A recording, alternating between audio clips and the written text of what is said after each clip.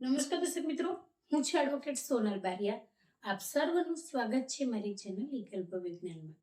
દર્શક મિત્રો, એક મિત્રનો પ્રશ્ન છે કે અમારી જે જમીન છે એ ગણોતધારા અંતર્ગત થઈ ગયેલી,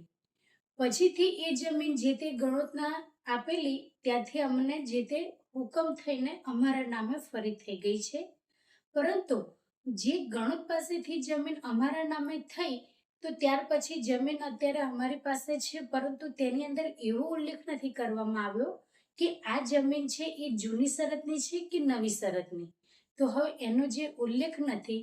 તેના આધારે અમે એ જમીનનું વેચાણ કરી શકીએ કે ન કરી શકીએ તે મૂંઝવણ છે. તો દર્શક મિત્રો, ચાલો આજે આપણે આ પ્રશ્નને વિડીયોના માધ્યમથી સમજીએ કે દર્શક મિત્રો, જે ખેતીની જમીનની અંદર ગણોતધારા અંતર્ગત થઈ ગયેલી અને એ જમીન એ ગણોતને જે તે સમયે હતી, ગણોત પાસે જ હતી, તો એ ગણોત પાસેથી જે તે જમીન છે એ ફરી પાછા મૂળ માલિકને આપવામાં આવેલી છે તેવું છે આ પ્રશ્નની અંદર. તો મૂળ માલિકને જ્યારે આપવામાં આવી તો જે તે સમયે આપવામાં આવે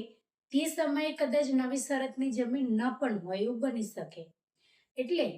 અહીંયા આગળ જે પ્રશ્ન છે એ પ્રશ્ન કરનાર જે મિત્ર છે એમને પણ કહેવાનું એ રહ્યું કે તમારી જે જમીન જે તે સમયે તમને પરત કરવામાં આવે તે સમયે જો તેની અંદર કોઈ પણ પ્રકારનો ઉલ્લેખ ન હોય નવી શરતને લઈને, તો પછી એવી જમીનને તમારે જૂની શરતને જ ગણવી. પરંતુ તમારું કહેવું એવું છે કે જે જમીન ગણોતધારા અંતર્ગત ગઈ હતી એ જે ગણોત પાસે હતી ત્યાર પછીથી પાછી તમને સોંપવામાં આવેલી છે, તો એની અંદર જે ગણોતધારા અંતર્ગત હતી એના પૈકી એ તમારી જમીનને તમને મળી, તો અત્યારે એની અંદર શું ગણોતધારા અંતર્ગત કંઈ પણ લખાણ છે કે નહીં?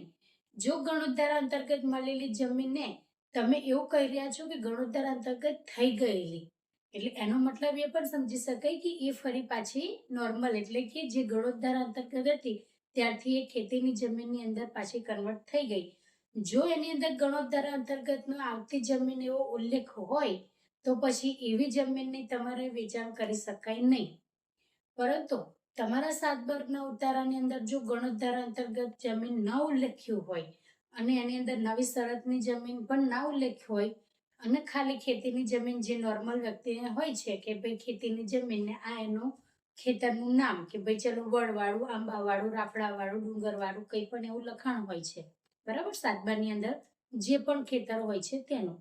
એટલે એ ખાલી માત્ર ત્યાં આગળ ખેતરનું નામ, ખાતેદારનું નામ એવું જ હોય, પણ એની અંદર ગણોતધારા અંતર્ગત આવતી જમીન એવો ઉલ્લેખ ના હોય અને એની અંદર કહી શકે કે નવી શરતની જમીન છે તેવો ઉલ્લેખ ના હોય, તો પછી એવી જમીનને તમારે જૂની શરતની જ ગણવી. અને જૂની શરતની જમીન હોય તો પછી એને તમારે વેચાણ કરવા માટે કલેક્ટર સાહેબશ્રીની પરવાનગી લેવાની જરૂર નથી. એટલે જે પ્રશ્ન કર્યો છે એ અંતર્ગત તમારે સૌથી પહેલા તમારી 7/2ની નકલ છે જે લેટેસ્ટ છે એને તપાસો, અને જો એની અંદર તમને કદાચ ખ્યાલ ના આવે તો તમે NEROR નામની જે વેબસાઇટ છે ત્યાં આગળ જઈને તમારી જે ખેતીની જમીન છે એના જે સર્વે નંબરો છે એના જૂના સ્કેન કરેલા જે સર્વે નંબરો છે એને તપાસો. એટલે જે જૂના સ્કેન કરેલા જે કહી શકાય કે જે તમારા સર્વે નંબરો છે એ પીડીએફના રૂપમાં તમને NEROR નામની વેબસાઇટ પરથી મળી જશે.